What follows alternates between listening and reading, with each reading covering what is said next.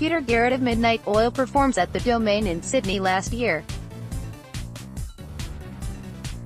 Photo: Brook MitchellBut Peter Garrett and his fellow band members aren't the only ones with rowdy fans.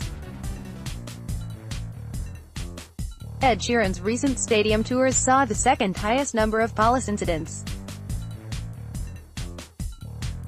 The British pop star toured Sydney and Melbourne in March as part of the Australian leg of his international Divided by tour. Sheeran performed more stadium shows than Midnight Oil, 8 gigs in Sydney and Melbourne, where his fans clocked up 24 run-ins with the law. 3 people were arrested for being too drunk during the Melbourne leg of the tour, while 9 people were ejected. In Sydney, 2 people were arrested while 9 were thrown out, with police speaking to at least 1 person for offensive conduct. The arrests weren't the only issue to mar Sheeran's Australian tour, with Melburnians complaining about a lack of water and indoor temperatures as high as 35 degrees.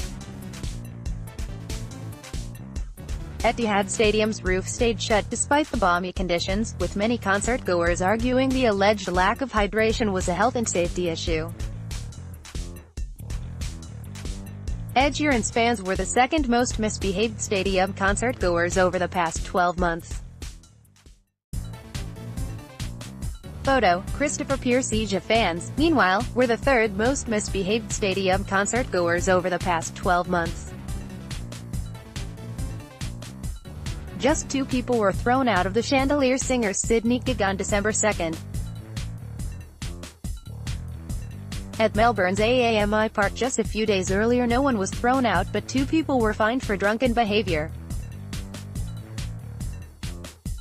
A spokeswoman for Frontier Touring, the company that promoted the recent Midnight Oil and Ed Sheeran concerts in Australia, said the safety of patrons was always an utmost priority. Both Ed Sheeran and Midnight Oil's sold-out concerts were high-profile events, and both Frontier and the respective artists believed it prudent to utilize a strong police presence to ensure the safety and comfort of all patrons, she said. With crowds the size of those for Midnight Oil or Ed Sheeran, it is sadly inevitable that a small number of people will behave inappropriately.